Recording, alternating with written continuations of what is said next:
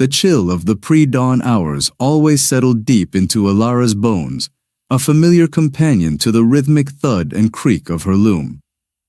Her small cottage, nestled on the edge of the sprawling royal estate but distinctly outside its gilded gates, was a sanctuary of industry. Here, amidst the scent of wool and flax, the endless anxieties of her precarious existence seemed to recede, replaced by the meditative dance of shuttle and thread. Elara, though barely 22, bore the quiet gravity of someone who had learned life's harsh lessons early. Her hands, nimble and strong, wove not just fabric, but the very thread of her family's survival. Her mother, long since taken by a persistent fever, had left Elara with a younger sister and brother to care for, their small mouths perpetually hungry, their bright eyes trusting. Their meager income came from the occasional commission for the local gentry, or the rare, coveted opportunity to contribute to the royal workshops. It was a life of ceaseless labor, punctuated by the faint, shimmering hope that one day, perhaps, her artistry would be truly recognized. For Elara was more than a weaver. She was an artist, her fingers capable of coaxing beauty and intricate patterns from the simplest fibers. Her imagination, though often tethered by practicality, soared in the vibrant colors and complex motifs she brought to life. Today, however, brought a commission unlike any before. A frantic messenger, barely an hour before, had pounded on her cottage door, bearing an urgent summons from the royal tapestry workshop. A flaw had been discovered in a section of the Grand Coronation Tapestry, a colossal, historical piece currently undergoing meticulous restoration, and the head weaver, Master Thorn, demanded Elara's renowned eye and skillful hand for its repair. The royal workshops were a world apart from Elara's humble abode. High-ceilinged, grand halls echoed with the softer, more refined sounds of 100 looms. Sunlight streamed through tall arched windows, illuminating motes of dust dancing above artisans bent over their intricate work. The air was thick with the scent of fine dyes, rich silks, and the faint, sweet perfume of prosperity. Elara, dressed in her plainest but cleanest attire, felt acutely aware of the gulf between her world and this one. She was an outsider, tolerated for her skill, but never truly belonging. Master Thorn, a portly man with an perpetually furrowed brow and an intimidating reputation, greeted her with a brusque nod. Elara, good, you're here. The flaw is in the 4th panel, a delicate section. Only you have the touch, girl. Don't disappoint me. He waved a dismissive hand towards a towering scaffold, where the tapestry, a breathtaking panorama of royal history, stretched across the entire wall. Its colors, though muted by centuries, still held a regal splendor. Knights on horseback, grand feasts, coronations, and battles unfolded in thread, each scene a silent testament to the kingdom's past. Elara ascended the scaffold, her heart aflutter with a mixture of awe and trepidation. The sheer scale of the tapestry was overwhelming up close. The threads, some as fine as human hair, had been woven with extraordinary precision. She reached the designated section, a depiction of a diplomatic exchange between two ancient kings, their richly embroidered robes almost seeming to breathe with life. The flaw, a subtle discoloration and slight unraveling in the border surrounding the scene, was indeed delicate. It required not just mending, but a seamless integration of new threads that would vanish into the existing fabric, undetectable to the casual eye. She began her work with focused intensity, her hands moving with practiced grace. Hours melted away as she carefully unpicked the damaged threads, preparing the ground for the restoration. The meticulous nature of the task demanded her complete attention, yet as her fingers danced over the ancient wool, she noticed something peculiar. Amongst the intricate, flowing patterns of the border a repeating motif of stylized oak leaves and acorns, there was a distinct anomaly. A series of tiny, almost imperceptible knots, strategically placed within the natural undulations of the leaves. At first, she dismissed it as an accidental variation, a slight imperfection in the original weaver's hand. But as she continued, she found the pattern repeated, not randomly, but with a deliberate rhythm. It was too consistent, too organized to be accidental. A prickle of unease ran down her spine. Her mind, accustomed to recognizing patterns and deviations, began to churn. She had studied countless tapestries, old and new, and never before had she seen such an intentional, hidden sequence within a standard border. It was as if someone had embedded a secret language disguised as decorative flair. Curiosity, a potent force that often overshadowed her inherent caution, began to consume her. She worked slowly now, not just mending, but examining, her keen eyes scanning every inch of the border. The knots appeared in clusters, separated by sections of perfectly normal weaving. Each cluster seemed to form a distinct grouping, like words in a sentence. Her fingers, now guided by a different kind of purpose, traced the subtle bumps, feeling the tiny knots. It reminded her of the coded messages she had read about in ancient texts, or the secret languages children invented. But this was no child's game. This was within the Grand Coronation Tapestry, a piece of royal history, guarded and revered. The sheer audacity of it, the brilliance of such a hidden message struck her with a jolt. Who would dare? And more importantly, what could be so vital, so dangerous, that it needed to be concealed within the very fabric of royal authority? Dusk began to creep into the workshop, painting the high windows in hues of orange and purple. The other weavers, their tasks completed, began to pack up their tools, their voices hushed as they prepared to depart. Elara, lost in her discovery, barely registered their movements.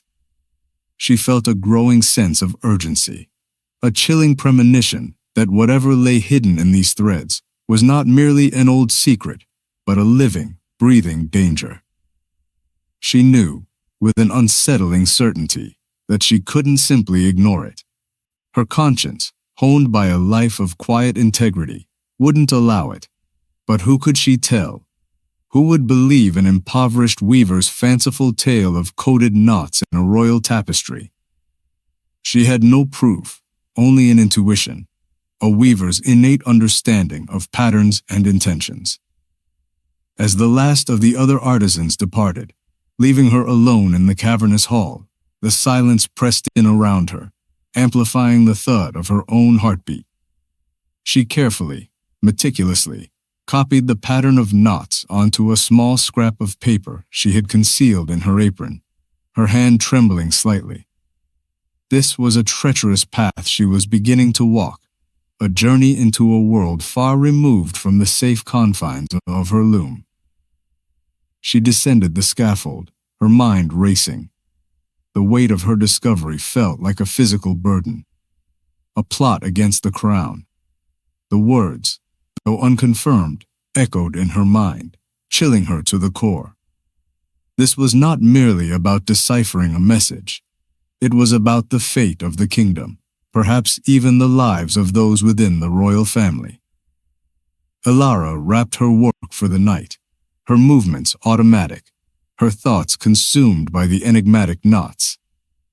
She left the workshop, the massive doors clanging shut behind her, plunging her into the cool, dark embrace of the early night. The stars above seemed to wink with knowing secrets, and the path home felt longer, heavier than ever before. Her humble cottage, usually a beacon of safety, now felt vulnerable, exposed. She was no longer just a weaver. She was a custodian of a dangerous truth, a truth woven into the very fabric of power, waiting to unravel. And the question that hammered relentlessly in her mind was, what now? The flickering candlelight in Elara's cottage cast dancing shadows across the worn wooden walls, turning familiar objects into distorted, watchful figures. Her younger sister Lyra and brother Finn were long asleep, their soft, even breaths the only sound breaking the oppressive silence. Elara sat hunched over her small table, the scrap of paper with its mysterious knots spread before her. She had spent hours trying to make sense of them, matching them against known ciphers from old books she had secretly borrowed from the village scholar, but to no avail. The code, if it was indeed a code, was unique, intricate, and stubbornly resistant to interpretation. Sleep, when it finally came, was fitful, haunted by images of intricate tapestries and whispers of danger. The morning light brought no clarity, only a heightened sense of urgency. She returned to the royal workshop, her heart a drum against her ribs. Each hour spent on the scaffold, meticulously repairing the tapestry, was also an hour spent in agonizing contemplation. She continued to discreetly record the knot patterns, filling several more scraps of paper, trying to find a Rosetta Stone, a key to unlock the hidden message. The sheer scope of the concealed text suggested a conspiracy of significant magnitude. The decision of who to approach weighed heavily on her. Master Thorne, though head of the workshop, was a man of routine and tradition, easily flustered by anything out of the ordinary. He would likely dismiss her concerns as the fanciful imaginings of a young woman, perhaps even accuse her of tampering with a royal heirloom. The guards at the gate were unapproachable, their faces carved from stone, their only purpose to keep the common folk out and the royal family safe within. Her thoughts inevitably turned to the royal family itself. The king was ailing, rarely seen, his health a constant topic of hushed whispers. The queen, a formidable presence, was largely occupied with matters of state. That left the prince. Prince Alaric. The very name conjured an image of distant, unattainable power. Elara had only ever glimpsed him from afar, a regal figure on horseback, or a stoic presence during public processions. He was renowned for his sharp intellect, his unwavering sense of duty, and a certain aloofness that kept him remote from the common populace. He was often described as a man of few words, his gaze piercing, his bearing formidable. He was everything Elara was not, privileged, powerful, and seemingly untouched by the hardships of the world. Yet, if anyone would understand the gravity of a plot against the crown, it would be him. But how could she, a simple weaver, ever hope to gain an audience with such a man? The idea was preposterous, bordering on insolent. Her only hope, a desperate, fragile tendril of an idea, was through the royal librarian. Master Hemlock was an eccentric, kind-hearted man who occasionally purchased books from Elara's family during their leaner years. He had a soft spot for knowledge and a surprising respect for those who pursued it, regardless of their station. Perhaps he could provide a means to convey her discovery, discreetly, to the prince. It was a long shot, but it was the only one she had. That evening, with the scraps of paper carefully tucked into her bodice, Elara walked to Master Hemlock's small, cluttered cottage, not far from the library. The air was cool, carrying the scent of impending autumn. Her heart pounded a nervous rhythm, each step a further commitment to a dangerous path. Master Hemlock, a wizened man with spectacles perpetually perched on the end of his nose, greeted her with a warm, if distracted, smile. "Elara, my dear, to what do I owe this unexpected pleasure? Come in, before the night air chills you." His cottage was a chaotic wonderland of books, scrolls, and ancient maps, stacked precariously on every available surface. Elara hesitated, then poured out her story, her voice hushed, the words tumbling out in a rush of apprehension and conviction. she laid the pieces of paper before him, explaining her observations, the distinct patterns, the certainty in her weaver's heart that this was no accident. Master Hemlock listened, his usual absent-mindedness slowly replaced by a look of deepening concern. He picked up one of the scraps, his finger tracing the tiny knots, his brow furrowed in thought. "A coded message, you say? In the Coronation Tapestry? My dear, this is an extraordinary claim, and a dangerous one. I know, Master Hemlock, but I am certain. It is too deliberate, too organized. I have never seen anything like it." Elara's voice, though quiet, held an unshakable conviction. He pondered for a long moment, then sighed, adjusting his spectacles. "You are right. To bring this to the attention of Master Thorn would be fruitless. He sees only what he wishes to see. And to approach the prince directly, impossible without proper channels. However," he paused, his gaze fixed on a distant shelf filled with ancient tomes. "There is one who might listen, a man of intellect, a scholar of hidden languages and ancient ciphers. Prince Alaric himself has a keen interest in such things."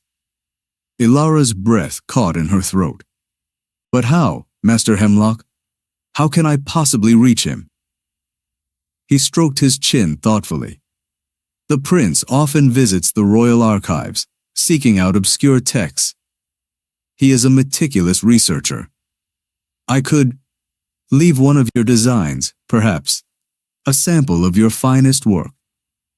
Along with this, carefully concealed within the pages of a book he is known to favor, something to pique his curiosity. A coded message hidden in plain sight, you might say."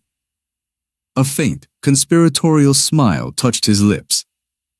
The plan was audacious, fraught with peril, but it was their only chance. Elara's heart hammered against her ribs. "You would do that for me, Master Hemlock?" "For the truth, Elara, and for the safety of our kingdom," he replied, his eyes suddenly sharp and serious. "But you must understand the risks. If this is indeed a plot, revealing it could put you in grave danger. And me." Elara nodded, her resolve hardening. "I understand, but I cannot let this pass. If there is a threat, it must be uncovered." Over the next few days, Elara selected a small, intricate tapestry she had woven herself, a piece depicting a lone oak tree against a stormy sky, its roots tenacious, its branches reaching for the light. It was a work that spoke of resilience, a silent echo of her own spirit. She carefully tucked the scraps of paper, now a growing collection of coded patterns, into a hidden pocket she sewed into the lining of the tapestry. Master Hemlock, true to his word, arranged to leave the tapestry within a rare volume on ancient languages that he knew Prince Alaric was currently studying. The wait was agonizing. Each day, Elara returned to the royal workshop, meticulously continuing her repairs, her senses heightened, every shadow seeming to hold a threat, every hushed conversation a potential whisper of the conspiracy. She found more knot patterns, confirming her initial suspicions of a vast, intricate scheme. The sheer volume suggested an organized network, not just a lone dissenter. Then, one crisp autumn afternoon, as Elara was diligently working on the tapestry, a shadow fell over her. She looked up, her heart leaping into her throat. Standing at the foot of the scaffold, his figure imposing, his gaze intense, was Prince Alaric. He was even more striking up close than from afar. His rich, dark clothing, though practical, was impeccably tailored, emphasizing his lean, athletic build. His face, usually a mask of regal composure, was now etched with a subtle tension. His eyes, the color of deep forest pools, met hers with an unnerving directness.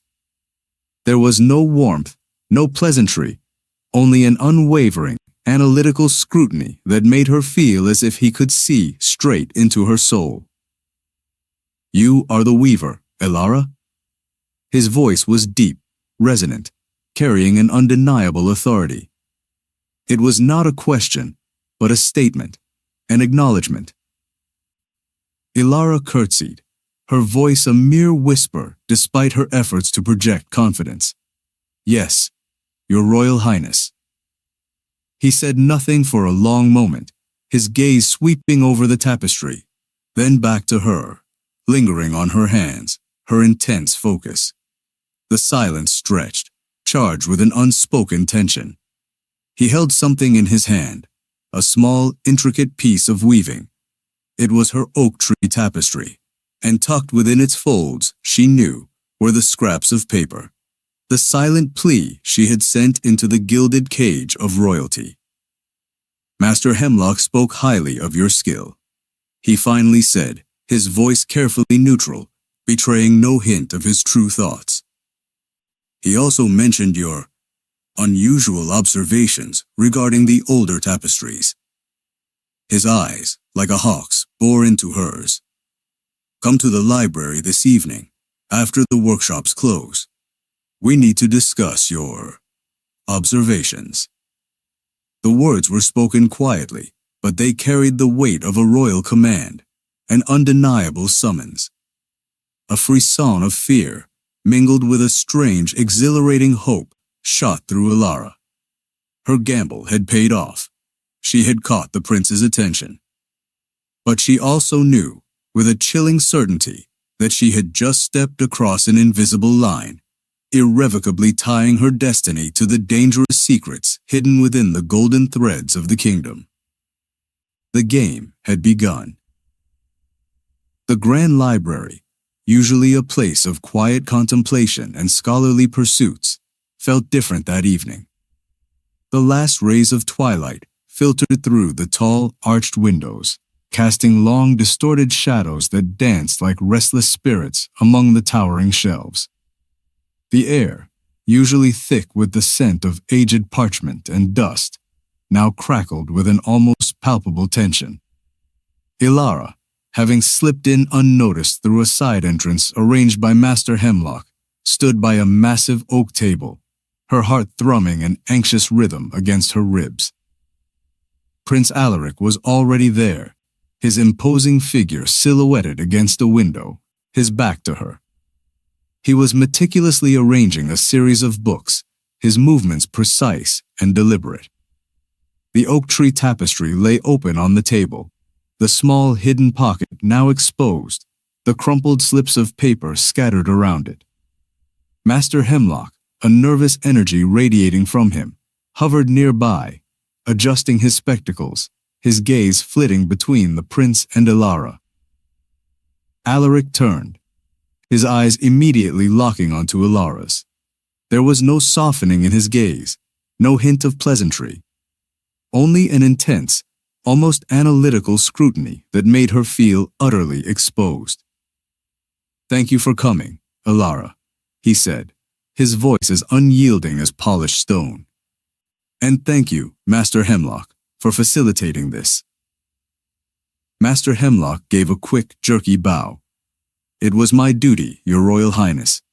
Elara's observations. They are quite compelling."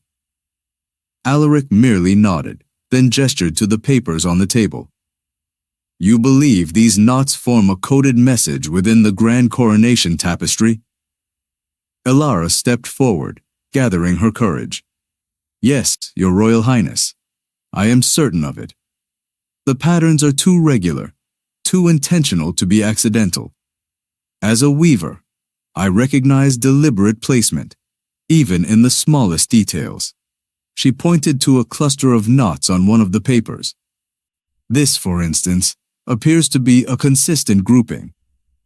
And this variation, repeating itself here, it's like a language hidden in plain sight."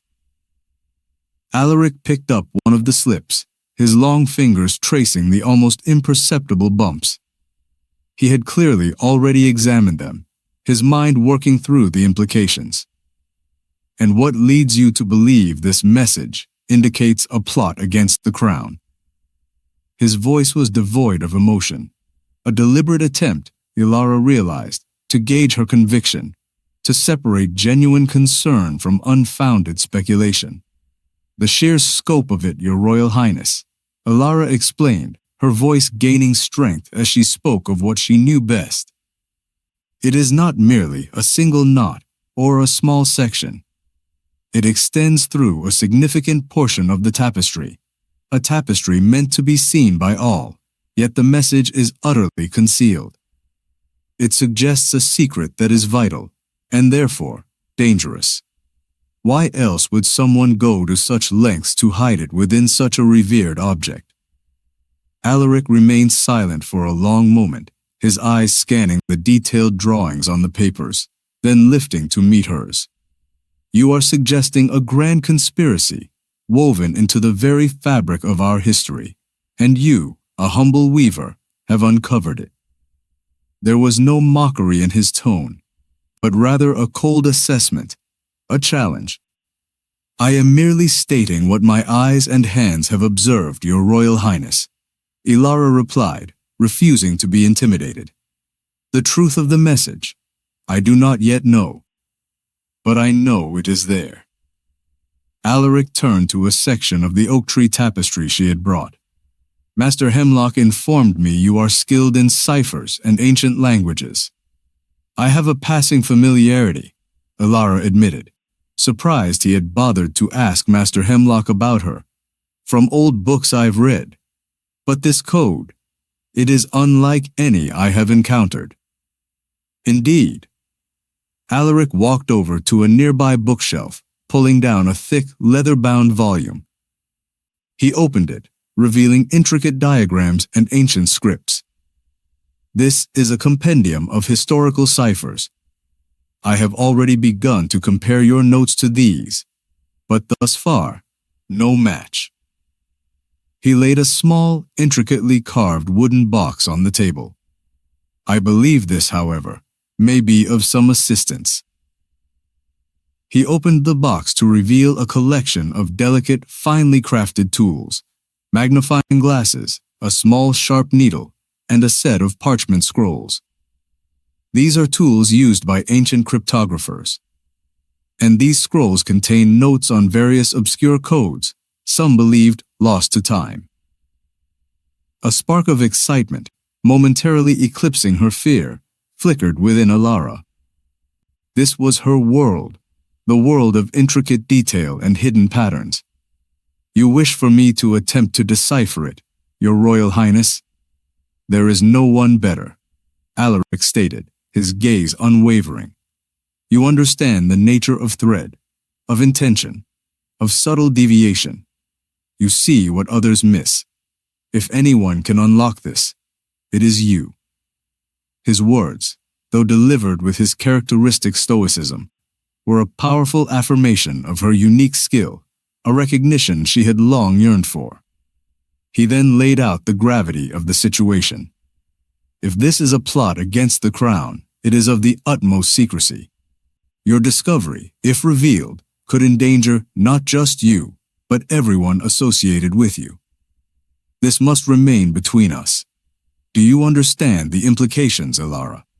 I do, Your Royal Highness, she affirmed, her voice steady despite the tremor in her heart.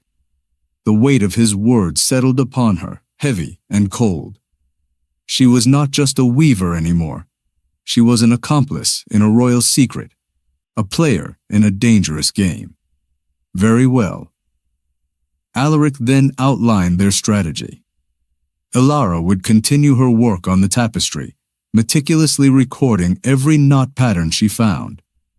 She would then bring these findings to him, discreetly, during the late hours in this very library. Master Hemlock would act as a silent intermediary, ensuring her passage and maintaining the illusion of normalcy. You will be under constant scrutiny, Alaric warned, his gaze piercing. Act as you always have. Show no outward sign of your knowledge. And trust no one, save for Master Hemlock and myself. The hours that followed were spent in a tense, focused collaboration. Alaric, though reserved, revealed a sharp analytical mind and an impressive knowledge of historical ciphers. He moved with a quiet authority, pulling books, comparing diagrams, his intellect a formidable force. Elara, emboldened by his trust in her abilities, explained the subtle nuances of weaving, the ways a practiced hand could create deliberate imperfections, how certain thread types could be used to delineate a message. Their two worlds, so disparate, found common ground in the pursuit of a hidden truth. As the night deepened, a small section of the code began to yield. A repeating sequence of knots, when compared to a particular ancient agricultural cipher, hinted at specific locations. Not words, but coordinates perhaps. The discovery sent a shiver of excitement and dread through Elara. This was real. This was a threat with tangible references. These appear to be references to key agricultural regions, Alaric observed, his finger tracing a map from an old atlas. Granaries, supply routes. If this is indeed a plot, it targets the very sustenance of the kingdom. The implications were chilling. A disruption of the food supply could lead to famine, widespread unrest, and ultimately, a weakening of the crown. This was far more than a simple political maneuver. It was an act of calculated destruction. The clock tower chimed the hour of midnight, its deep tones echoing through the silent library. Fatigue tugged at Elara, but the urgency of their task propelled her forward. She found herself strangely comfortable in Alaric's austere presence, his quiet intensity fueling her own focus. He treated her not as an impoverished commoner, but as a valued colleague, a fellow intellect. It was a novel, intoxicating sensation.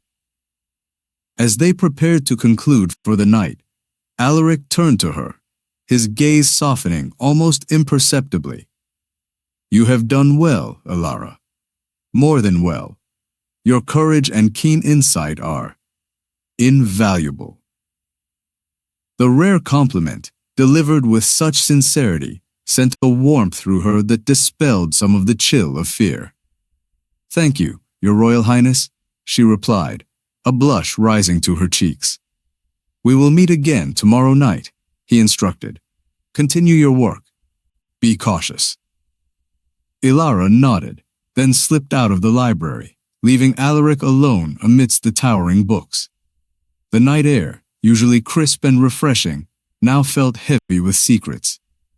She walked back to her cottage, the weight of the new information pressing down on her. Granaries, supply routes, a plot to starve the kingdom. The implications were horrifying.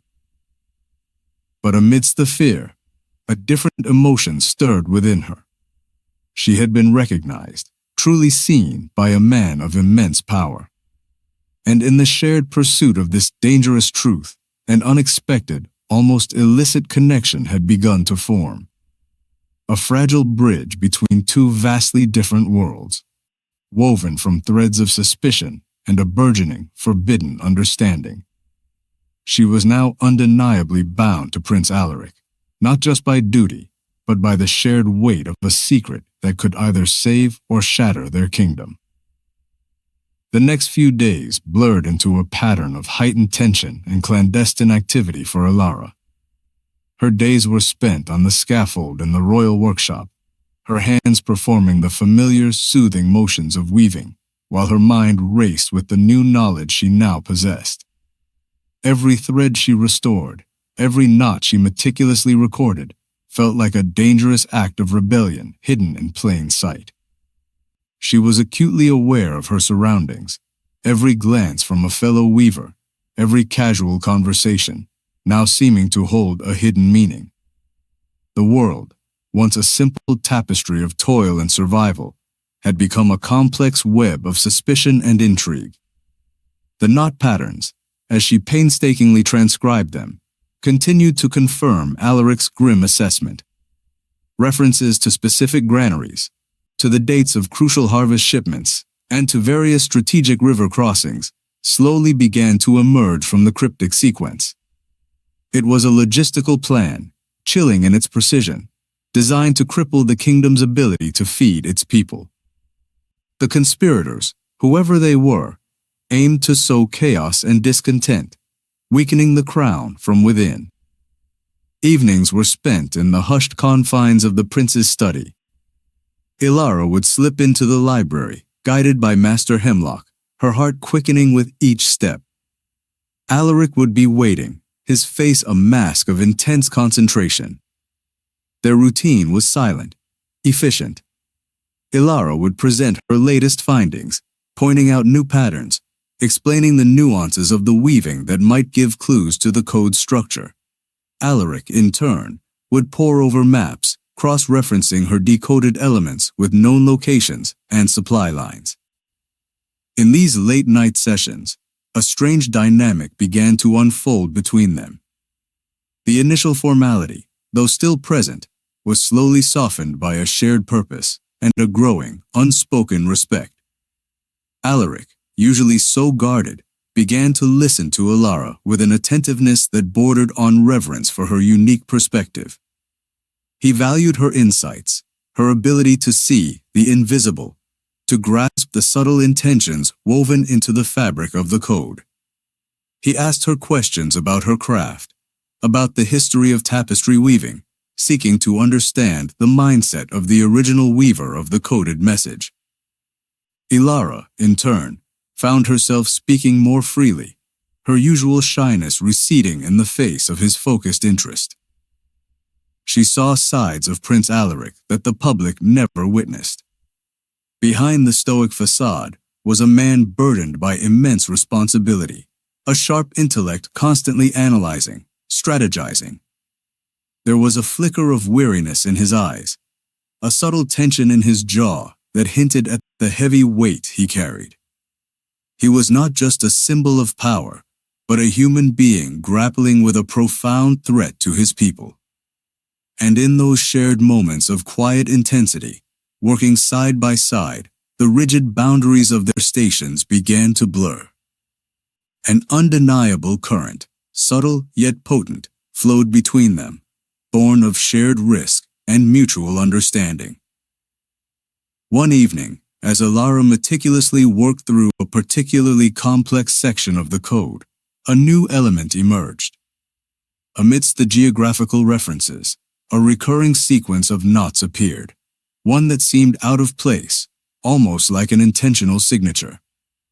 It was a small, distinctive motif, repeated with subtle variations, suggesting an individual hand, an almost artistic flourish within the cold logic of the cipher.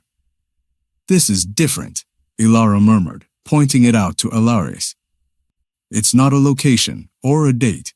It's almost like a symbol, a mark." Alaric leaned closer, his eyes narrowing. He had pulled out a vast roll of parchment, an intricate family tree of the royal household, tracing back generations. "A signature, you say?" His voice was low, thoughtful. "Could it be the original weaver's mark?" "Perhaps," Elara mused. "But why here, in a coded message? It's too specific, too deliberate. It's like a name, or a rank, or a clue to who might have commissioned this." She felt a sudden chill. What if it's the signature of one of the conspirators? Alaric's jaw tightened. He spread the family tree before them, its elaborate branches illustrating generations of nobility. He then pulled out a small, exquisite silver locket from a locked drawer, its surface gleaming in the candlelight. Engraved upon it was a motif strikingly similar to the one Elara had found, a stylized, three-pronged leaf. "This belonged to my great-aunt, Lady Isolde," he explained, his voice flat. "She was renowned for her exquisite embroidery and tapestry work. Her mark, as it was known." He paused, his gaze fixed on the locket, then on Elara's drawing. "She died under mysterious circumstances, many years ago, shortly after my grandfather's coronation. It was ruled a tragic accident. a fall from her horse. A knot of dread tightened in Elara's stomach. You believe she was involved, or forced to be, Alaric corrected, his voice hardening. She was a gifted artist, loyal to the crown. But she also had a volatile temper and powerful enemies within court. If someone wished to conceal a message in the Coronation Tapestry, using her distinctive style would be a clever ploy. It would draw attention to her, if discovered, or obscure the true culprits. He looked at Elara, his eyes dark with a chilling realization. If this is her mark, then this plot has roots that run far deeper and far older than we imagined. The discovery was a watershed moment. It transformed the abstract threat into something personal, a tangible link to the past. The conspiracy was not a recent uprising, but a long-simmering resentment, carefully cultivated over decades perhaps. The implications were staggering. As Elara continued to work on the tapestry in the days that followed, the weight of this new information pressed down on her. The faces of the noble figures woven into the fabric seemed to take on new, ambiguous expressions. Was the king depicted in the throne scene a willing participant or an unwitting pawn? Did the triumphant knight conceal a treacherous heart? The tapestry, once a symbol of stability, now felt like a shroud of deception, its threads holding both history and a sinister secret. One evening, as she worked alone in the deserted workshop, she heard footsteps approaching, not Master Thorn's heavy tread, nor the light scurry of other weavers. These were soft, deliberate, yet undeniably present. Elara's heart seized in her chest. She froze, her hand hovering over a half-repaired section, every nerve ending alert. A tall figure emerged from the shadows at the far end of the hall. It was Sir Gareth, the captain of the Royal Guard, a man known for his unflinching loyalty to the king and his reputation for being utterly incorruptible. He was a formidable presence, his movements silent, his eyes missing nothing. He rarely entered the workshops, his duties usually keeping him at the palace gates or within the royal chambers. Elara. Sir Gareth's voice was deep, his tone neutral. Still working so diligently, even at this hour? Elara curtsied, her mind racing, trying to appear nonchalant. Yes, Sir Gareth. The Coronation Tapestry requires delicate attention. Master Thorn insists on perfection. Sir Gareth walked slowly towards her, his gaze sweeping over the tapestry, then settling on her, sharp and unsettling. Indeed, a most important piece of history. One must be careful not to alter its meaning. His eyes held hers, a subtle challenge, a hint of suspicion. Elara felt a cold dread seep into her bones. Had someone noticed her clandestine activities? Was her alliance with Prince Alaric already compromised? Of course, Sir Gareth. My sole aim is to restore it, faithfully. He paused, then took another step closer, his voice dropping to a low, almost conspiratorial whisper. The king's health, as you know, is fragile. There are those who believe the kingdom needs a strong hand, a swift transition. Some even who whisper of ancient bloodlines, of rights long ignored. His words were veiled, but the meaning was clear. He was speaking of the succession, of factions within the court, perhaps even of the conspiracy itself. He was testing her, probing her loyalty, trying to discern her knowledge. Elara met his gaze, her expression carefully blank, her heart thumping like a trapped bird. I am but a humble weaver, Sir Gareth. Such matters of state are far beyond my understanding. She tried to project an air of innocent ignorance, to be the simple artisan she was perceived to be. A faint, almost imperceptible smile touched Sir Gareth's lips. Indeed, it is best to remain focused on your threads, Elara. Some knots are best left untied. He held her gaze for another long, unnerving moment, then turned and walked away, his footsteps fading into the silence. Elara stood frozen, her hands clammy, her breath held tight in her chest. The encounter had been unsettling, a direct warning cloaked in polite words. Sir Gareth, the most loyal of guards, had either been sent to gauge her, or was perhaps even involved himself. The thought sent a fresh wave of fear through her. The web of deception was far more intricate, far more encompassing than she had ever imagined. She resumed her work, but her hands trembled slightly. The innocent threads of the tapestry now felt like invisible chains, binding her ever tighter to the perilous secret. She had indeed stepped into a dangerous game, one where the players wore masks of loyalty and whispered of ancient claims. And she, the humble weaver, was now one of them, a solitary figure navigating a labyrinth of treachery, with only a stoic prince and a kind librarian as her unlikely allies. The stakes had just been raised. The unsettling encounter with Sir Gareth left a lingering chill in Elara's heart. His veiled words, "Some knots are best left untied," echoed in her mind, a stark warning that solidified her fear. The conspiracy was not just a historical secret, it was a present danger, its tendrils reaching into the very heart of the palace, perhaps even touching those sworn to protect it.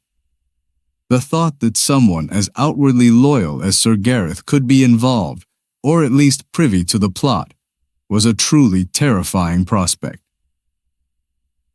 Her evening meeting with Prince Alaric in the library was charged with a new sense of urgency. Elara relayed the encounter, describing Sir Gareth's piercing gaze and his cryptic words. Alaric listened intently, his expression unreadable, his eyes fixed on the flickering candlelight. "Sir Gareth is complicated," Alaric finally said, his voice low, thoughtful. "He is fiercely loyal to the king, to the crown, in principle. But his vision of that loyalty might not always align with current realities. He comes from an old, powerful family with a deep-seated belief in certain traditions. His family suffered losses in past succession disputes." He paused, a flicker of something akin to weariness in his eyes. "He has always been a man of conviction, which makes him both a formidable ally and a dangerous opponent." The implication hung heavy in the air. Was Sir Gareth a conspirator, or merely a man wrestling with his own interpretation of duty amidst a changing political landscape? The uncertainty was almost as terrifying as a direct accusation. "Regardless," Alaric continued, his voice regaining its steely resolve, "we must assume our movements are being watched more closely now. Your safety, Elara, is paramount. My own position is delicate. The king's health continues to decline, and factions within the court are growing bolder, positioning themselves for the inevitable transition." He then showed her a series of coded messages he had begun to receive through his own network of trusted, albeit limited, informants. These messages, though different in cipher, often contained similar references to the granaries and river crossings Elara had uncovered in the tapestry. The convergence of information was chillingly precise, confirming the plot's ongoing nature. "They are preparing their move," Alaric stated, his jaw tight. "The timing is tied to the king's weakening. They intend to strike when the kingdom is most vulnerable." The task of deciphering the Lady Isolde motif intensified. Alaric believed it was crucial to understand not just the what of the plot, but the who. If the motif truly linked to his great-aunt, then its presence in the tapestry was either a deliberate misdirection by the conspirators or a desperate, posthumous warning from a victim. Elara pored over her drawings of the knot patterns, her skilled fingers tracing the intricate lines of Lady Isolde's emblem. she began to see subtle variations in its execution within the tapestry, almost like a faint hesitation, a hurriedness in certain repetitions. It's as if it wasn't woven by the same hand every time, she observed, pointing it out to Alaric. Or perhaps woven under duress. The rhythm is off in these sections, compared to others. Alaric listened intently, his respect for her unique understanding of the weaver's art growing with each session. He watched her hands, her eyes, her focused intensity, and found himself increasingly drawn to the quiet strength she exuded. She was so unlike the superficial ladies of the court, so grounded in real skill, intangible creation. One evening, as Elara deciphered a particularly stubborn sequence of knots, a new revelation emerged. It wasn't just locations, but also a specific date, encoded with painstaking precision. A date that was less than a fortnight away. It was the date of the annual Royal Harvest Festival, a time when the kingdom celebrated its bounty, when the king, if his health allowed, would make a rare public appearance. A time of gathering, of vulnerability. The Harvest Festival, Alaric whispered, the gravity of the words hanging in the air. They plan to strike then, when the granaries are full, when the people are gathered, and when the king is at his weakest. His eyes, usually so controlled, flashed with a raw fury. They intend to use the very symbol of our kingdom's prosperity against us. The weight of this discovery pressed down on them, heavy and suffocating. The air in the study felt charged, thick with the scent of old paper and the bitter taste of impending betrayal. The silence stretched between them, punctuated only by the crackle of the fireplace and the frantic beating of Elara's heart. Alaric stood abruptly, pacing the room with restless energy. We need to identify the orchestrators, Elara. Not just the plan, but the minds behind it. The Lady Isolde motif. It must hold the key. He returned to the family tree, his finger tracing a specific branch. My uncle, Lord Valerius, was a confidant of Lady Isolde. He was also an ardent traditionalist, often at odds with the current king's more progressive policies. He died a year after Isolde, also deemed an accident. Alaric's voice was devoid of emotion, yet Elara sensed the deep undercurrent of suspicion and grief. Could he have been coerced, or was he a willing participant, using her skill? The implications were horrifying. A plot rooted in their own family, an intricate web of betrayal that stretched back generations. As they delved deeper into the puzzle, working in the intimate quiet of the study, the formal barriers between them began to dissolve further. There was an unspoken understanding, a shared burden that created a bond transcending their disparate social ranks. Elara found herself offering observations, sometimes even suggestions, which Alaric received with genuine consideration. He sought her opinion, not just on the code, but on the human motivations that might lie behind such treachery. One night, exhausted but exhilarated by a small breakthrough, Elara inadvertently brushed Alaric's hand as she pointed to a deciphered section on a map.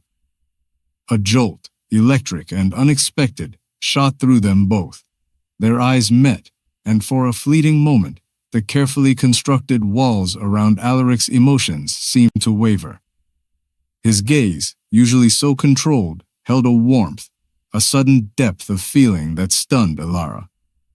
It was a silent acknowledgement of the undeniable connection that had been steadily growing between them, an unspoken truth that hung in the air, potent and forbidden. He quickly regained his composure, his expression returning to its customary stoicism, but Elara felt the tremor of that moment reverberate within her. It was a dangerous realization, a blossoming of forbidden affection in the most perilous of circumstances. the prince, the future king, and she, the impoverished weaver. It was a romance born of shadows and secrets, a love as intricately woven and perilous as the coded tapestry itself. The pressure mounted as the harvest festival approached. Alaric began making his own discreet preparations, consulting with his most trusted and few advisors, those he felt he could truly confide in. He had to move with extreme caution, knowing that one wrong step could alert the conspirators and jeopardize everything. Elara, meanwhile, found herself under increasing scrutiny in the workshop.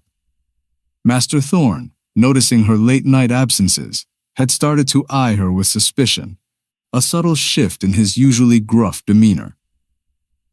Then, one morning, as Elara prepared to leave her cottage for the workshop, she found a single withered red rose laid on her doorstep. It was a silent, ominous message.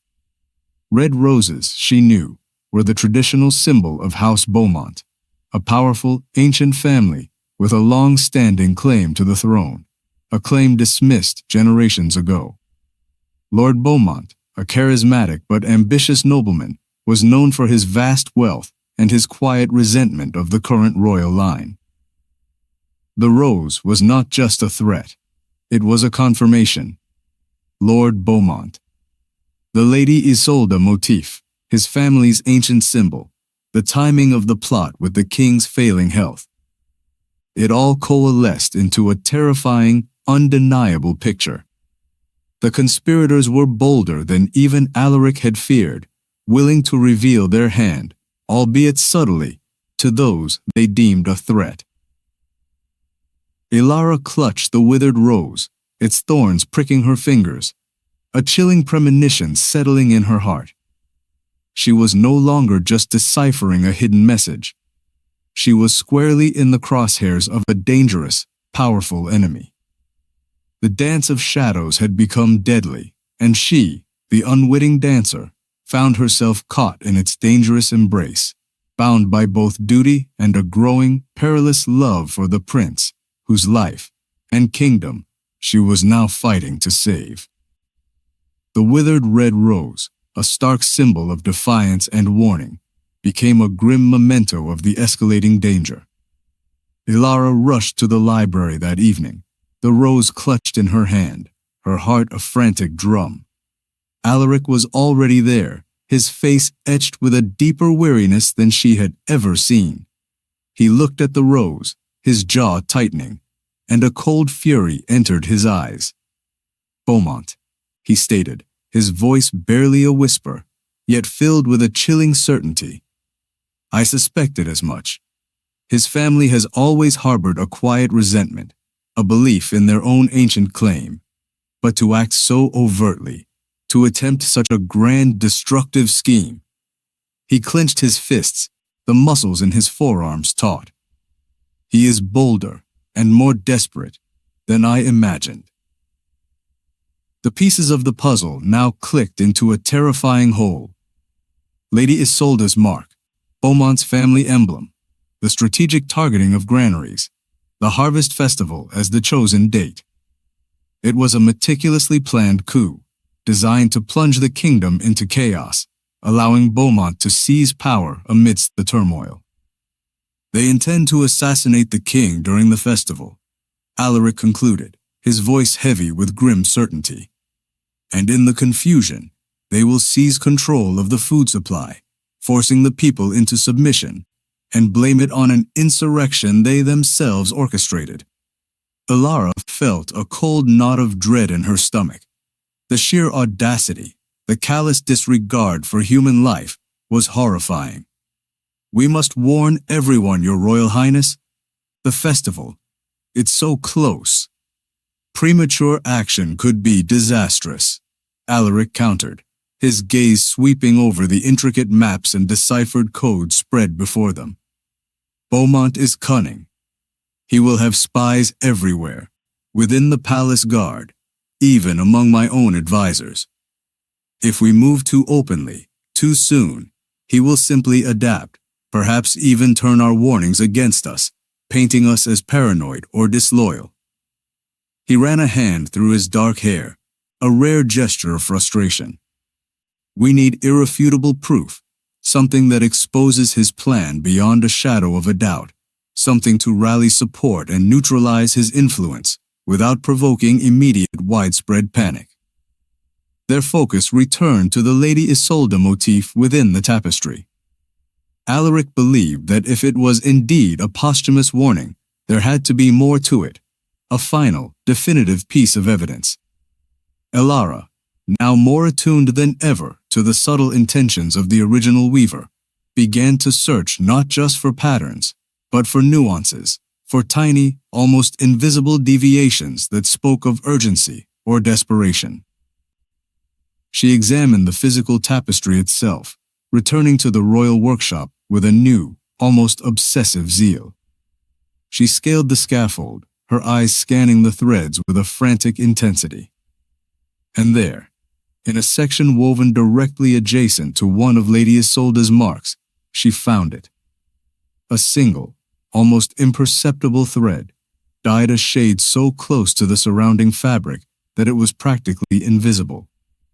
It was not wool, but silk, a material rarely used in such a robust tapestry.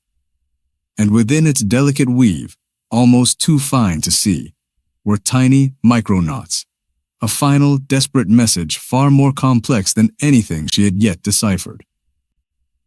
Elara, carefully, painstakingly, copied the pattern onto her hidden scraps of paper, her heart pounding with a mixture of terror and triumph. This was it, the ultimate proof. That evening, in the study, Elara laid the final, crucial piece of the puzzle before Alaric. The silk thread's micro-knots, deciphered with painstaking effort, revealed not just names, but a precise list of key conspirators, members of powerful noble families, ambitious merchants, even a few disgruntled members of the royal guard, and at the very end, a clear, unmistakable directive. The Raven's Quill.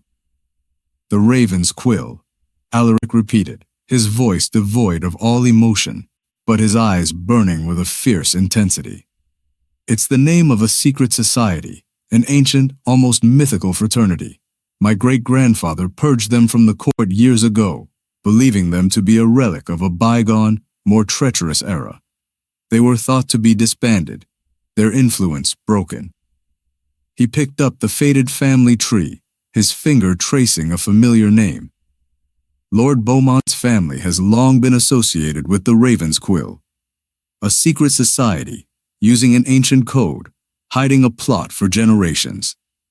The scope of the betrayal was breathtaking. This wasn't just a political coup. It was the resurgence of a dark, forgotten power, meticulously planning its return to seize the throne. The silence that followed was heavy, fraught with the weight of their discovery.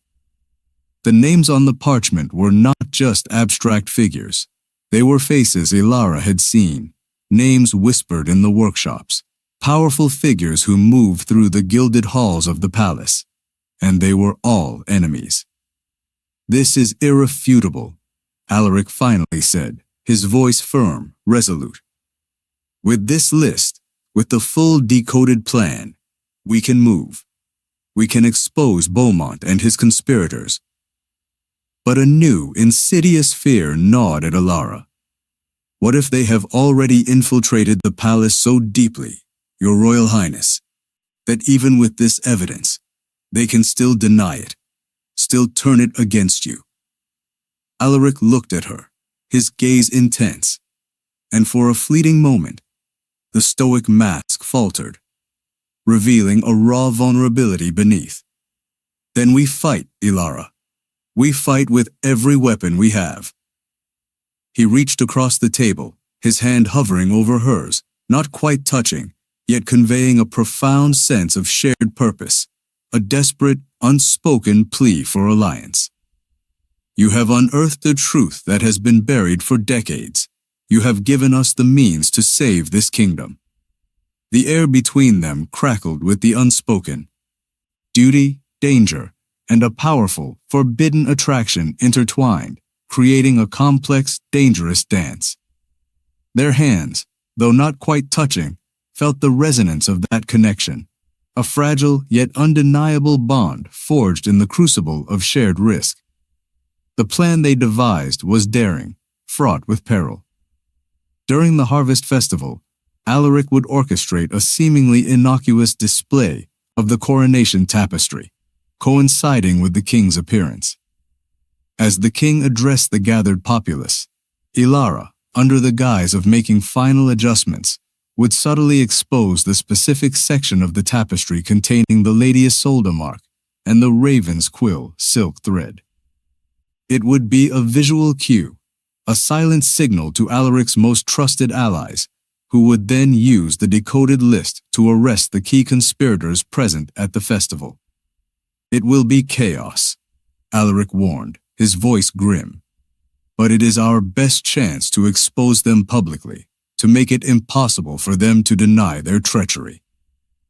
Elara's heart pounded at the thought of it. Standing before the entire court, manipulating the very fabric that held the secret, while surrounded by the very people who sought to destroy the kingdom, it was a terrifying prospect. But she knew, with an unshakable certainty, that she would not falter.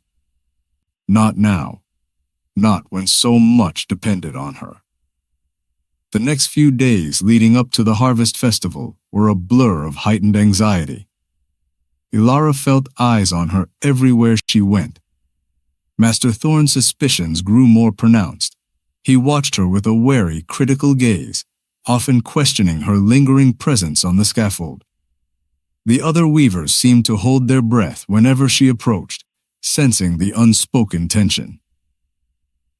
As the morning of the harvest festival dawned, a thick, ominous fog rolled in, blanketing the royal city in a shroud of mist. It felt like a premonition, a veil of uncertainty descending upon the day of reckoning. Elara, dressed in her finest, but still simple attire, made her way to the palace, the weight of the silk thread, carefully re-hidden in the tapestry, feeling like a physical burden on her soul. The grand square before the palace was already bustling, even with the fog. People in their finest clothes, musicians playing cheerful tunes, merchants hawking their wares. But beneath the veneer of festivity, Elara sensed a subtle undercurrent of tension, a nervous anticipation of the king's public appearance. She saw Lord Beaumont, resplendent in his noble robes, moving through the crowd, his smile broad, his eyes sharp and calculating. He exuded an air of triumph, a quiet confidence that sent a shiver of dread down her spine. As she entered the palace, she caught a glimpse of Prince Alaric.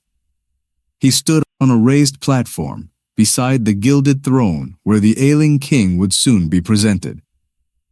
Alaric's face was a mask of perfect composure, betraying nothing of the immense pressure he was under. His eyes, however, met hers across the crowded hall. And in that fleeting exchange, Elara saw a profound understanding, a shared resolve, and an undeniable burning intensity that spoke volumes. It was a silent promise, a confirmation of their dangerous alliance, and a flicker of the forbidden emotion that had grown between them. The moment of truth was at hand. The fate of the kingdom, and their own lives, now hung by a single, delicate thread, waiting to be unraveled. The grand hall of the palace, usually reserved for state banquets and formal audiences, had been transformed for the harvest festival. Banners depicting the kingdom's abundant fields and bountiful harvests hung from the high ceilings, their vibrant colors muted by the pervasive fog that seeped in through the open arches. Musicians played a lively tune, and the air was thick with the scent of roasted meats, sweet wines, and nervous anticipation. Despite the festive atmosphere, an undercurrent of unease rippled through the gathered nobility and privileged commoners. Everyone spoke in hushed tones about the king's failing health and the unspoken anxieties about the succession. Elara, clad in her plain working tunic and apron, felt utterly out of place amidst the silks and jewels of the court. Yet, she moved with a quiet purpose, carrying her small bag of tools as she ascended the scaffold towards the Grand Coronation Tapestry. Her heart hammered against her ribs, each beat a frantic countdown to the moment of truth. She cast a quick glance towards the raised dais where the king's throne stood, now empty, awaiting his arrival. Prince Alaric stood beside it, his posture impeccable, his gaze sweeping over the crowd, missing nothing. Their eyes met for a fleeting second, a silent acknowledgement of the perilous game they were about to play. Lord Beaumont, resplendent in his crimson and gold robes, moved through the throng with a confident swagger, his smile wide, his eyes gleaming with a barely concealed triumph. He greeted nobles, shared jests, and exuded an air of effortless power, like a lion surveying its pride. He was completely unaware that the very tapestry hanging behind him, the symbol of the crown he sought to usurp, held the key to his undoing. Elara reached the section of the tapestry she had painstakingly identified, the Lady Isolde motif, and the barely visible silk thread containing the Raven's Quill list. Her hands, usually so steady, trembled slightly as she began to make a show of adjusting the tapestry, pretending to check for any last-minute imperfections before the king's appearance. The sheer audacity of their plan, the terrifying proximity of danger, made her breath catch in her throat. A hush fell over the hall as the palace trumpeters sounded a fanfare. The doors to the royal chambers opened, and the king was slowly wheeled in on a gilded chair, attended by his most trusted physicians and advisors. He was a shadow of his former self, his face pale and drawn, his eyes clouded with illness. Yet he mustered a faint smile for his people, a final, poignant gesture of his enduring reign. Prince Alaric stepped forward, his arm respectfully placed on his father's chair, his presence a steady anchor in the volatile atmosphere. The king's voice, though weak, resonated through the hall as he began his traditional address, speaking of harvest and prosperity, of the enduring strength of the kingdom. While the king spoke, Elara, carefully, with practiced grace, began her task. She had a small, fine needle, almost invisible in her hand. Her mission was to subtly, discreetly, draw attention to the silk thread, to make it just visible enough for those in Alaric's confidence, those who knew what to look for, to see it. It was a delicate balance, too obvious, and she would alert Beaumont, too subtle, and their plan would fail. She worked meticulously, her fingers dancing over the ancient threads, feeling the eyes of Master Thorn, who stood below, watching her with a critical, suspicious gaze. She could also feel the invisible gaze of Lord Beaumont, whose jovial laughter occasionally echoed through the hall. The pressure was immense, a heavy weight pressing down on her. Then, as the king neared the end of his address, Elara made her move. With a small, precise flick of her needle, she gently pulled at the silk thread, just enough to catch the light, to make it shimmer faintly against the darker wool. It was a tiny, almost imperceptible detail, but to a trained eye, to an eye looking for the hidden, it would stand out. And then, with another subtle movement, she revealed a small portion of the Lady Isolde mark directly adjacent to it, making the connection undeniable. She held her breath, her heart pounding a frantic rhythm. Alaric, standing beside his father, had been scanning the faces in the crowd, a subtle tension in his posture. As the king finished his address, Alaric's eyes flickered to the tapestry. His gaze locked onto the shimmering silk thread, then the exposed motif. He gave a single, almost imperceptible nod. It was the signal. Suddenly, a commotion erupted at the far end of the hall. Sir Gareth, who had been standing with his detachment of guards near the main entrance, abruptly moved, his voice ringing out. "By order of Prince Alaric, these men are under arrest for treason." He pointed to several prominent noblemen, including Lord Beaumont's most trusted lieutenants, their faces blanching with shock and fear. Chaos erupted. Guards, who had been strategically placed by Alaric, moved with swift precision, apprehending the accused conspirators. Lord Beaumont, his face contorted with rage and disbelief, roared, "What is the meaning of this? This is an outrage, a false accusation." He tried to rally his supporters, but the swiftness of Alaric's move had caught them off guard. Alaric, his voice now ringing with authority, stepped forward. "The meaning, Lord Beaumont, is treason. For too long, you and your confederates in the Raven's Quill have plotted against the crown, intending to plunge this kingdom into chaos and seize power.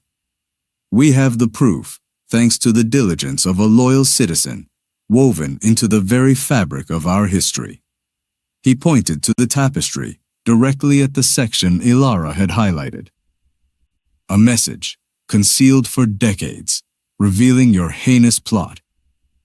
Lord Beaumont's eyes, filled with a mixture of terror and fury, darted to the tapestry, then to Elara, standing on the scaffold, bathed in the pale light filtering through the high windows. For a moment, their gazes met his, burning with hatred and disbelief at being outmaneuvered, hers steady and resolute, though her body trembled with adrenaline. "The Weaver!" Beaumont shrieked, his voice raw with desperate rage. "She is a liar, a pawn. This is a fabrication." He lunged forward, attempting to draw a concealed dagger, but Sir Gareth, anticipating the move, was already there, his hand on Beaumont's arm, twisting it back with practiced ease.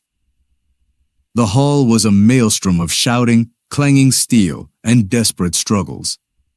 Alaric's trusted guards, though outnumbered by the sheer number of conspirators present, moved with ruthless efficiency. Many of the conspirators, caught off guard and facing undeniable evidence, surrendered. But a few, including Lord Beaumont, fought fiercely, their desperation fueled by the knowledge of their impending doom. Amidst the chaos, a single, horrifying sound cut through the din, the metallic shriek of a blade being drawn, followed by a grunt of pain. Elara, still on the scaffold, saw a figure in the uniform of a palace guard, one of Beaumont's men, break free and make a desperate dash towards the king's dais. His target was clear. Without thinking, Elara reacted. Her eye caught a heavy decorative rope, part of the scaffolding support system, positioned perfectly. With a surge of adrenaline, she grabbed it, her weaver's strength surprising even herself, and swung it with all her might. The rope, thick and heavy, whipped through the air, catching the charging guard around his legs, sending him sprawling to the ground, his dagger skittering across the marble floor. Alaric, who had seen the attack unfolding, was already moving, drawing his own ceremonial sword. He reached the fallen guard an instant after Elara's heroic intervention, disarming him with a swift, decisive move. He looked up at Elara, his eyes blazing with a mixture of relief, admiration, and a profound, raw emotion that mirrored the tempest in her own heart. The battle was short, but fierce. Sir Gareth and his loyal guards, now fully aware of the extent of the betrayal, fought with a renewed ferocity. Lord Beaumont and his remaining active conspirators were quickly subdued, disarmed, and led away in chains, their shouts of protest echoing hollowly in the now quieter hall. The king, though frail, had witnessed the entirety of the dramatic unraveling. He looked at Alaric, then at Elara on the scaffold, and a slow, weak smile touched his lips, a silent message of pride and gratitude. As the last of the conspirators were dragged away, Alaric turned and looked up at Elara, still perched on the scaffold, her body trembling, her chest heaving. The danger was over, for now. Their plan had succeeded. The kingdom was safe, But the world had also irrevocably shifted. The walls between them had not just blurred. They had crumbled under the weight of shared peril and the undeniable, burning truth of their connection.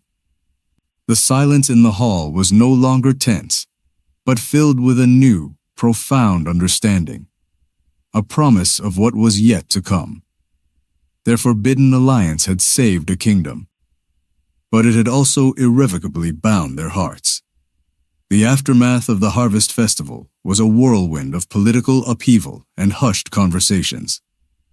The royal decree, issued by Prince Alaric in the king's name, officially announced the discovery of the treasonous plot, the names of the conspirators, and the irrefutable evidence of the coded tapestry. The kingdom, initially stunned by the dramatic events, slowly began to grasp the depth of the betrayal and the swiftness with which it had been averted. Public sentiment, once divided by whispers of the king's weakness and the impending succession, now rallied behind Prince Alaric, hailing him as a decisive and courageous leader who had saved them from famine and civil strife. Lord Beaumont and his remaining conspirators were summarily tried and condemned. The evidence, meticulously gathered by Elara and Alaric, and corroborated by Alaric's own intelligence network, was overwhelming. The Raven's Quill, a shadowy society long thought defunct, was exposed for its insidious reach and its decades-long machinations. The swift justice sent a clear message: treachery would not be tolerated. For Elara, the days following the festival were a blur of exhaustion and a strange, almost surreal sense of calm. The constant fear that had shadowed her every step had finally lifted, replaced by a profound sense of relief, albeit one tinged with the lingering shock of what she had endured. Her act of bravery on the scaffold, saving the king from the assassin, had not gone unnoticed. Whispers of the hero weaver spread through the palace, a testament to her unexpected courage. The king, though still gravely ill, had made a remarkable recovery in spirit. His gratitude towards Elara was profound. He commanded that she be granted a lifetime stipend, ensuring her family's financial security, and offered her a permanent position as the royal weaver, a title of unprecedented honor for someone of her humble origins. The Grand Coronation Tapestry, now a symbol of both betrayal and salvation, was to be placed in a special gallery, with a plaque acknowledging Elara's pivotal role in deciphering its hidden truth. Yet, amidst these outward changes, Elara found herself navigating an internal landscape of bewildering emotions. The immediate danger had passed, but the undeniable connection she had forged with Prince Alaric remained, more potent and perilous than ever. Their shared secret, their clandestine alliance, had woven a bond between them that transcended social divides, creating a silent language of understanding that only they shared. Their meetings in the library continued, though now they were less about urgent deciphering and more about the quiet processing of the aftermath. Alaric, while still guarded, allowed himself moments of a more personal nature. He spoke of the heavy weight of responsibility, the loneliness of leadership, and the profound relief he felt at having averted a disaster that could have crippled his kingdom. And in those moments, Elara saw past the stoic prince to the man beneath, a man burdened by immense duty, yet capable of deep conviction, and, she now knew, a surprising tenderness. One evening, as they sat amidst the familiar scent of old books, Alaric spoke of Lady Isolde, his great-aunt. Her sacrifice was not in vain, he mused, holding the silver locket with the three-pronged leaf. She found a way to warn us, even across generations. It was a remarkable act of courage and of faith. He looked at Elara, his eyes softening. Much like yours. Elara felt a blush creep up her neck. I only did what I believed was right, Your Royal Highness. And in doing so, Alaric replied, his gaze unwavering, you risked everything. You, a commoner, held the fate of this kingdom in your hands, and you did not falter. He then, very slowly, reached out and took her hand. His touch was warm, firm, and sent a jolt of exhilarating electricity through her. It was the first time he had deliberately touched her, a profound crossing of an invisible boundary. "Elara," he began, his voice low, almost a whisper. "What we have shared, this alliance, it has revealed to me a strength, a wisdom, and a spirit unlike any I have ever encountered. You are extraordinary." He paused, his thumb gently caressing the back of her hand.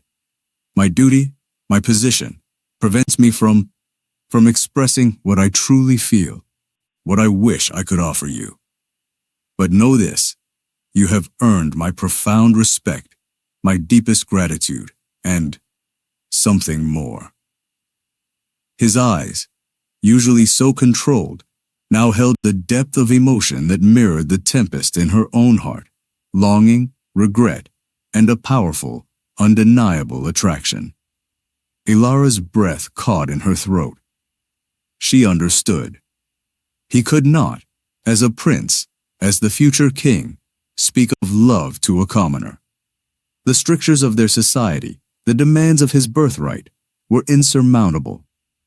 And yet, his unspoken words, the silent confession in his eyes, were more potent than any grand declaration. Her heart ached with the bittersweet truth of it all. They had saved a kingdom, but their own love was a casualty of their different worlds. "Your Royal Highness," she managed, her voice barely audible. "Your words, they honor me beyond measure." She slowly, gently, withdrew her hand, a profound sadness settling over her.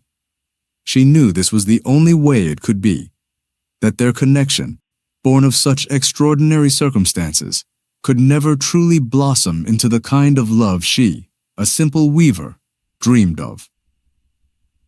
Alaric's expression shifted, a shadow of regret crossing his features, but he respected her silent understanding. The unspoken had been spoken, and the lines of their impossible reality had been drawn. The formal acknowledgments continued. During a public ceremony, the king himself, frail but resolute, bestowed upon Elara a medal of valor, recognizing her courage and ingenuity. The cheers of the crowd, the praise of the nobles, all felt distant and unreal. Her eyes sought Alaric's, and in his steady gaze, she found a private comfort, a silent promise of enduring connection despite the unbridgeable chasm between their lives. Sir Gareth, too, sought her out, his formidable presence now softened by a grudging respect. "You proved me wrong, Weaver," he admitted, his voice rough but sincere. "I misjudged you. My apologies." He offered a rare, almost imperceptible nod. "The kingdom owes you a debt it can never fully repay." His words, from such a man, were a profound validation. Elara's life, once defined by the rhythmic thud of her loom and the constant struggle for survival, had irrevocably changed. She was no longer just the impoverished weaver. She was the royal weaver, a hero, a woman of courage and intellect. Her family was safe, secure, their future assured. She had earned a place of honor, albeit a solitary one, within the gilded cage of the palace. But with her new status came a profound sense of isolation. The other weavers, once her colleagues, now treated her with a mixture of awe and resentment. The nobles, while publicly commending her, privately regarded her as an anomaly, an outsider who had risen beyond her station. She was neither truly of their world, nor fully of her old one. She was a bridge between two worlds, yet belonging to neither. And always, there was the lingering presence of Prince Alaric. Their paths would cross in the palace halls, during official functions, their eyes meeting across crowded rooms, conveying a silent language of shared history, unspoken longing, and profound respect. The stolen moments in the library had ceased, replaced by the public decorum demanded by their positions.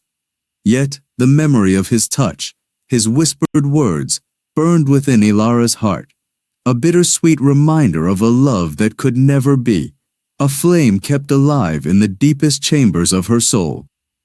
Elara knew her journey was not truly over.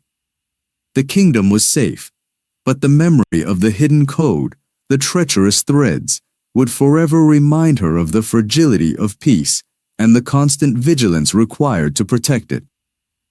And within her, a quiet strength had awakened, a spirit that had faced down betrayal and emerged triumphant, forever marked by the impossible, unforgettable bond she shared with the prince she had helped save.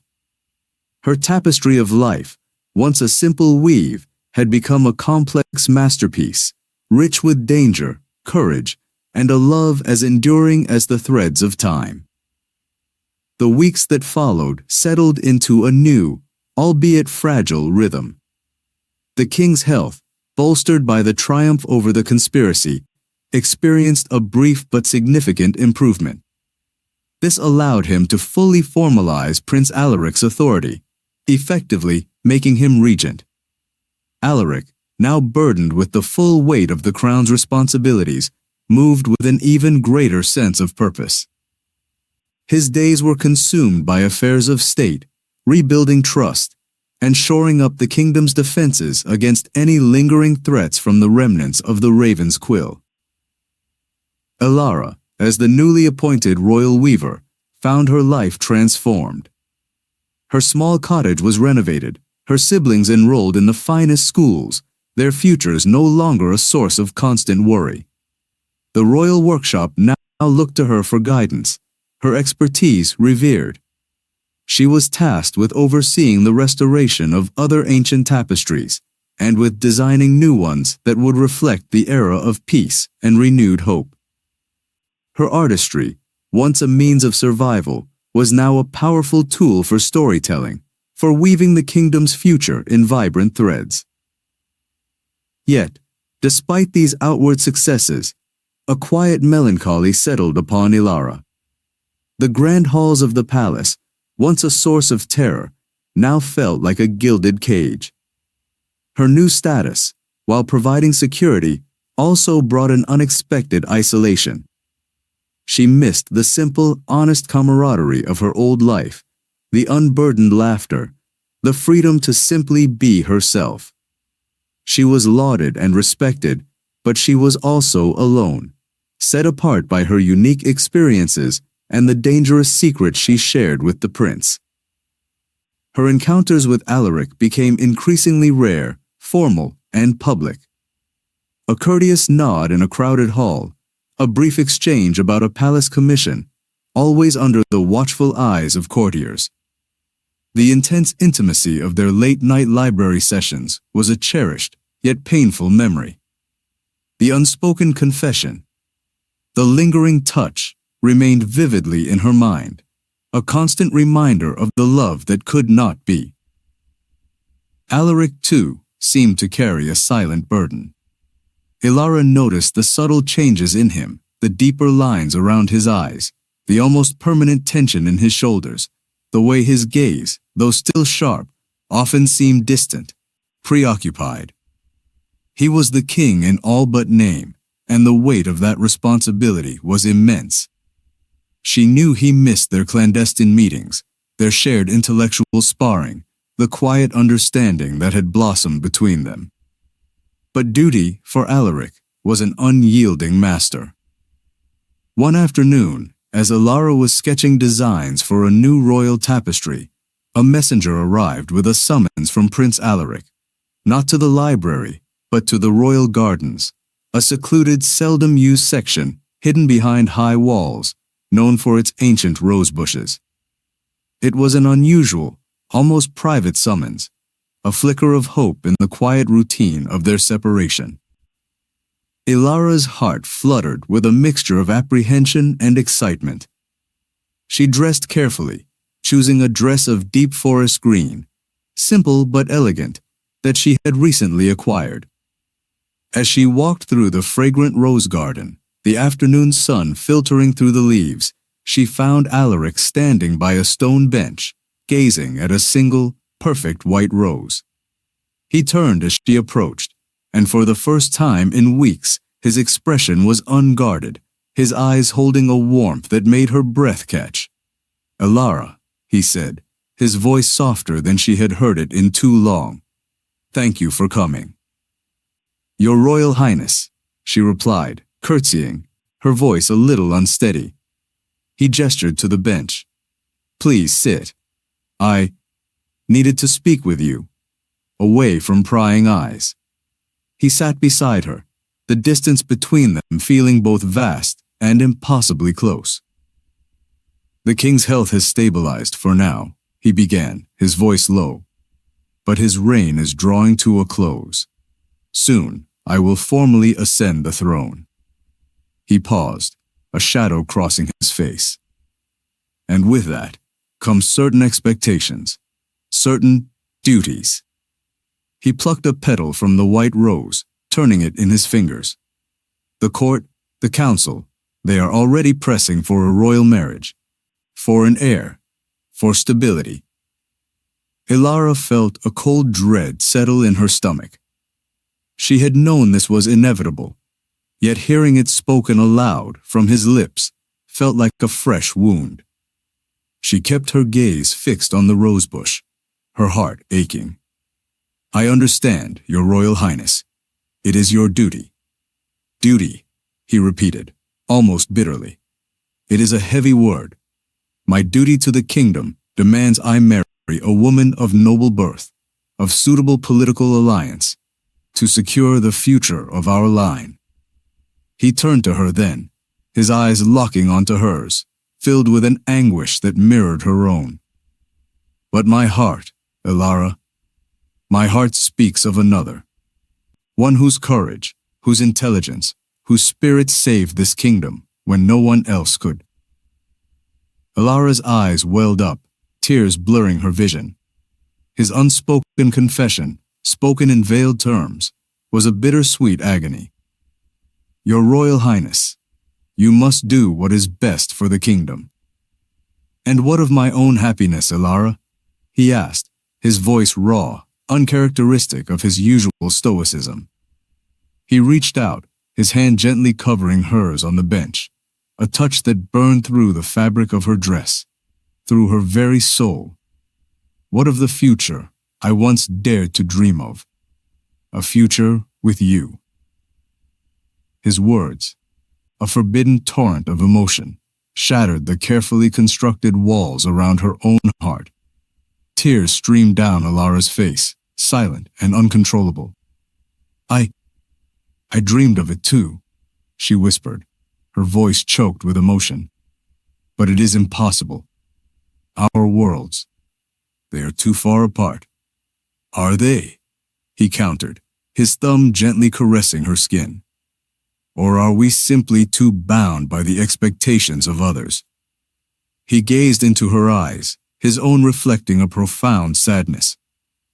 "I will never forget what you did, Elara, nor will I forget what we shared. The bond we forged in those dark hours is more real, more profound than any alliance made of treaties and titles." The confession hung in the air, a beautiful, impossible truth. It was a moment of raw, unvarnished honesty, a brief oasis of shared longing in a desert of duty. But even as their hearts connected, the harsh reality of their stations pressed in around them. He slowly, reluctantly, withdrew his hand. "I summoned you here, Elara, not to torment you, but to tell you this, to acknowledge the truth of what we feel, before I am forced to silence it forever, to ask for your understanding and your forgiveness for the path I must now walk." Elara wiped her tears, her gaze meeting his, filled with an understanding that transcended words. "There is nothing to forgive, Your Royal Highness. Your duty is clear. And mine is to continue to serve the kingdom with the skill you have entrusted me with." It was a painful acceptance, a recognition of the immutable laws that governed their lives. He nodded, a profound sadness in his eyes. "Then serve you shall, Elara. You will be the finest royal weaver this kingdom has ever known. And know that in my heart you will always hold a place no other can touch." He then rose, his posture stiffening, the mask of the prince slowly settling back into place. "I must go. There are matters of state that demand my attention." He gave her a final lingering look, a silent farewell to the impossible dream, then turned and walked away, his figure disappearing amidst the rose bushes. Elara remained on the bench, the scent of white roses, usually so sweet, now carrying a poignant aroma of bittersweet longing. She had saved a kingdom, and in doing so, had found and lost the love of her life. The golden cage of her new life, once a symbol of security, now felt heavy, its bars exquisitely crafted but undeniably present. She would fulfill her duty, she would weave the kingdom's stories, and she would carry the memory of the stoic prince who had seen her not just as a weaver, but as an extraordinary woman. Her resolve, forged in the crucible of danger, now turned to the quiet strength of enduring a love that would forever remain unspoken, a beautiful, tragic thread woven into the very fabric of her existence. The sun began to set, casting long shadows across the garden, mirroring the long shadow of longing that would now fall across Elara's heart. Years passed. Prince Alaric ascended the throne, becoming King Alaric the Just, a ruler renowned for his wisdom, foresight, and unyielding dedication to his people. His marriage to a foreign princess, a woman of grace and intelligence, brought a new era of diplomatic stability to the kingdom. Soon after, the patter of small feet echoed through the palace halls as royal children were born, securing the line of succession and ensuring the kingdom's future. King Alaric, ever mindful of his vows, maintained a regal distance from Elara. Their interactions, though always respectful and courteous, were formal, public. He would often visit the royal workshops, admiring her new tapestry commissions, his gaze lingering on her work, a silent acknowledgement of her artistry and the deeper connection they shared. Elara, in turn, would respond with her characteristic quiet dignity, her eyes meeting his with an understanding that only they possessed. The love they had once confessed in the rose garden remained unspoken, a precious, painful secret held close to their hearts. Elara flourished in her role as the royal weaver. Her fame spread beyond the kingdom's borders. Her tapestries, vibrant and intricate, not only adorned the palace walls, but also chronicled the kingdom's history, its triumphs, its moments of quiet beauty. She infused her work with a profound depth, a subtle narrative that reflected her own journey, themes of hidden strength, resilience, and the quiet power of truth. Her most celebrated piece, a sprawling tapestry commissioned for the new royal nursery, depicted a majestic oak tree, its roots deep and strong, its branches reaching towards a hopeful sun, a subtle, poignant tribute to the tree she had once woven for Alaric, a silent promise of enduring strength and protection. Her younger siblings, Lyra and Finn, grew into accomplished adults, their lives enriched by Elara's sacrifice and success. Lyra became a talented scholar, her keen mind drawn to ancient languages and hidden histories, a subtle echo of Elara's own journey. Finn, energetic and practical, took charge of the family's thriving weaving business, expanding it beyond anything Elara could have imagined. They were grateful, always, to their quiet, strong sister, though they never fully understood the true depths of her past or the silent battles she had fought. Master Hemlock remained a steadfast friend and confidant. In his later years, he would often visit Elara in the workshop, his eyes twinkling as he watched her work. They would speak in gentle whispers about the past, reminiscing about the dangerous days, the coded knots, and the stoic prince. He was one of the few who truly understood the price Elara had paid for her courage, and the quiet dignity with which she carried her secret. One spring morning, news arrived that King Alaric's eldest son, Prince Quill, now a strapping young man of 10, had developed a fascination with the Grand Coronation Tapestry. He spent hours in the special gallery, captivated by its history, his young mind intrigued by the stories woven into its threads. One day, while visiting the gallery with his royal tutor, Quill noticed a subtle irregularity in the border of the tapestry, a pattern of tiny, almost imperceptible knots. His tutor, well versed in the official narrative of the plot, dismissed it as a minor imperfection, an artistic quirk. But Quill, with the unburdened curiosity of youth, refused to let it go. He sought out Elara in her workshop, a bright-eyed, energetic boy, utterly charming and surprisingly perceptive. "Royal Weaver Elara," he began, "I have a question about the Grand Coronation Tapestry. There are these tiny bumps in the border, almost like a secret.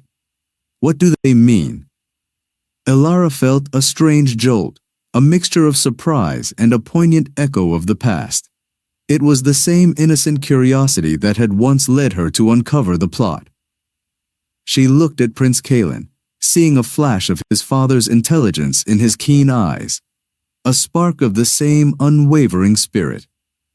She smiled, a gentle, knowing smile. "Those, young prince," she explained, her voice soft, "are very special knots. They are part of the tapestry's true story, a hidden message from long ago, meant to be discovered by those with the sharpest eyes and the most discerning hearts." She then, for the first time, revealed a hint of the truth, speaking in parables and carefully chosen words, explaining how a hidden message had once saved the kingdom, and how courage, no matter where it came from, could change the course of history. She did not speak of Lord Beaumont, nor of the direct threat, but of the abstract power of secrets and the bravery required to expose them. Quill listened, utterly captivated, his eyes wide with wonder. He had found a new hero, not a knight in shining armor, but a quiet, wise weaver who saw beyond the obvious. He began to spend more time with Elara, asking her about her work, about the stories woven into the threads of history. He learned about the language of patterns, the symbolism of colors, and the artistry of concealment.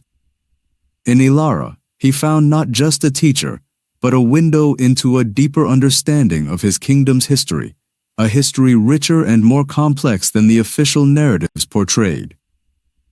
King Alaric observed this growing connection between his son and Elara with a profound, unspoken emotion. He would often see them together in the gallery, Elara pointing to details on the tapestry, Quill listening intently, his face alight with discovery.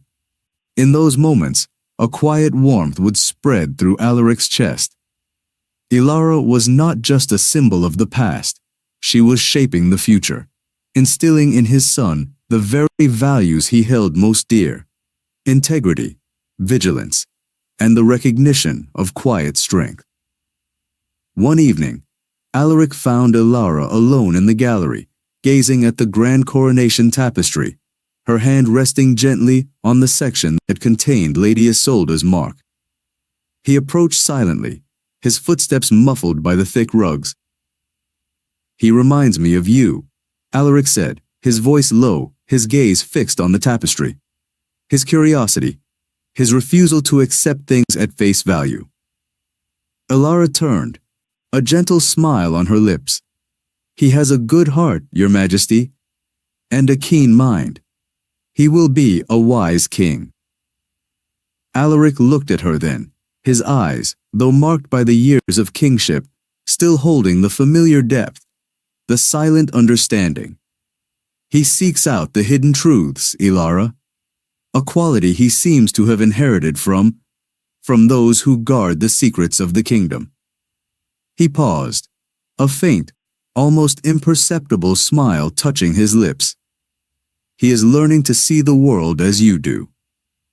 The words hung in the air, a final, poignant acknowledgement of their shared journey, their intertwined destinies. They were still separated by the unbridgeable chasm of royalty and commoner. But their connection, forged in fire and secrets, had endured.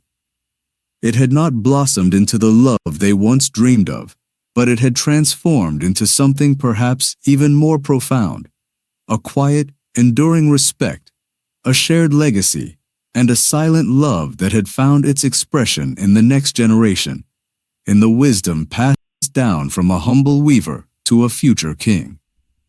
The tapestry, ever present, continued to weave their story, a testament to the threads of fate, loyalty, and a forbidden affection that transcended time and title. Elara knew her place, her purpose, and in the eyes of the young prince, she saw the enduring legacy of her unwavering resolve. Decades later, the kingdom flourished under the reign of King Alaric, and later, his son, King Calin, who indeed grew to be a wise and just ruler. Elara, the royal weaver, had become a beloved and revered figure, her hair now streaked with silver, her hands still nimble, though perhaps a little slower. Her life had been one of quiet purpose and immense contribution, a testament to the transformative power of courage and skill. The Grand Coronation Tapestry, now enshrined in the Royal History Museum, was no longer just a relic of the past. It was a living monument, its hidden code a whispered legend passed down through the royal family, a secret known only to those truly entrusted with the kingdom's deepest truths. Prince Calin, now King Calin, had learned the full story from his father, understanding the true bravery of the weaver who had saved his lineage. He visited Elara often, not as a monarch to a subject, but as a cherished student to his most esteemed mentor. Elara's cottage, once a humble dwelling, now stood as a comfortable, elegant home, still smelling faintly of wool and lavender. Her siblings had passed, leaving behind their own thriving families, grateful for the secure life Elara had built for them. Master Hemlock, too, had long since joined the great library in the sky, his memory cherished by Elara, a silent guardian of their shared secret. One crisp autumn afternoon, as the leaves outside her window turned to fiery hues, Elara sat by her loom, not weaving, but simply tracing the worn patterns of an old familiar piece. It was her oak tree tapestry, the one she had woven so long ago, the one that had carried her desperate plea to Prince Alaric. The threads were faded now, but the intricate design, the symbol of resilience, still held its quiet power. A soft knock interrupted her reverie. It was King Calin, now a man in his prime, his face bearing the same gravitas and kind intelligence that had defined his father. He entered, not with ceremony, but with a warmth that had always characterized his interactions with Elara. "Royal Weaver Elara," he greeted, his voice gentle. "I hope I am not disturbing you." "Never, Your Majesty," Elara replied, her voice a little weaker now, but still clear. "It is always a pleasure to see you." Calin sat on the stool opposite her, his gaze falling upon the oak tree tapestry. "This piece," he said, his voice thoughtful. "My father kept it in his private study, always. He told me its true significance, how it was the first thread that connected your fates." Elara nodded, a soft smile touching her lips, a lifetime of memories in her eyes. "It was a message, Your Majesty. A plea for belief." Calin picked up a loose thread from the tapestry, turning it gently between his fingers. "My father. He often spoke of you, though never directly, to others. He spoke of the unseen heroes, the quiet courage that holds a kingdom together, He valued your counsel, even when it was unspoken. He paused, his gaze meeting hers, filled with a profound empathy. He loved you, Elara, more than words could ever convey. Tears, soft and warm,